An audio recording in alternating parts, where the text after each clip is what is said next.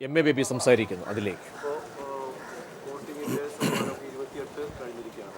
വലിയ നല്ല രീതിയിൽ മഴയാണെങ്കിൽ പോലും നല്ല രീതിയിലുള്ള ഒരു പ്രതികരണമാണ് വോട്ടർമാർക്കിടയിൽ വന്നിരിക്കുന്നത്. ഏത് രീതിയിലാണ് LDF പ്രതീക്ഷ? തെരഞ്ഞെടുപ്പ് പ്രചരണ ഘട്ടത്തിൽ തുടക്കത്തിലുണ്ടായിരുന്നതിനേക്കാൾ വളരെ LDF അനുകൂലമായ ഒരു മനോഭാവമാണ് ജനങ്ങളിലുള്ളത്. ഏറ്റവും ഒടുവിൽ ഉമ്മൻചാണ്ടിയുടെ നേതൃത്വത്തിലുള്ള സംസ്ഥാന ഗവൺമെൻറ് എങ്ങനെയാണ് ഈ ഗവൺമെൻറ്റിലുണ്ടായിരുന്ന അഴിമതിക്കാരൻ്റെ അഴിമതി തേച്ചുമാച്ച് കളയാൻ വേണ്ടി ഭരണയന്ത്രം ദുരുപയോഗപ്പെടുത്തിയത് എന്ന വിഷയം ജനങ്ങളുടെ മുമ്പിൽ വോട്ടെടുപ്പിൻ്റെ ഏതാനും ദിവസങ്ങൾക്ക് മുമ്പാണ്. അപ്പോൾ ഗവൺമെൻറ് അഴിമതി തടയാനും ജനങ്ങൾക്ക് ആശ്വാസം പകരാനുമാണ്.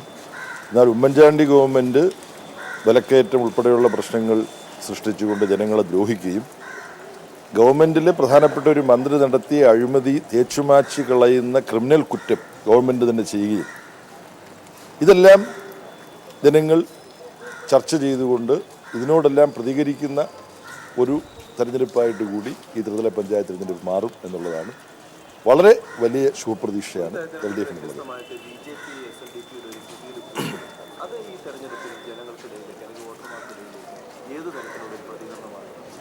കേരളത്തെ സംബന്ധിച്ചിടത്തോളം വളരെ രാഷ്ട്രീയ പ്രബുദ്ധതയുള്ള ഒരു സംസ്ഥാനമാണ്.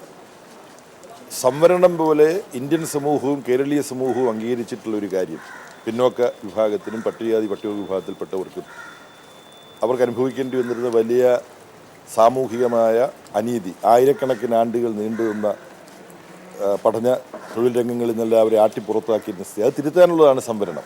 ആ സംവരണം തന്നെ എടുത്തു കളയണമെന്ന് RSSനെ പോലുള്ളവർ വാദിക്കുമ്പോൾ ആ RSSുമായിട്ട് SNDP യോഗം ഒരു രാഷ്ട്രീയ കൂട്ടുകെട്ടിന് പുറപ്പെടുന്നത് എന്ത് വലിയ അസംബന്ധമാണെന്നുള്ളത് കേരളത്തിലെ ജനങ്ങൾക്കറിയാം. അതുകൊണ്ട് അതിന് പുറമെ അത്തരമൊരു അവിശുദ്ധ സഖ്യത്തിന് പുറപ്പെട്ട വെള്ളാപ്പള്ളി നടേശനും അദ്ദേഹത്തിൻ്റെ കുടുംബവുമെല്ലാം ജനങ്ങളുടെ മുമ്പിൽ പൂർണ്ണമായും തുറന്നു കാണിക്കപ്പെട്ട ഒരു അനുഭവമാണ് ഉണ്ടായത്. അതുകൊണ്ട് SNDP യോഗവുമായി ചേർന്ന് തെരഞ്ഞെടുപ്പിൽ ഇറങ്ങിപ്പുറപ്പെടാനുള്ള BJPയുടെ നീക്കം വലിയൊരു അബദ്ധമായിട്ട് BJP നേതൃത്വത്തിന് പോലും ഇപ്പോൾ അനുഭവപ്പെടുകയാണ്.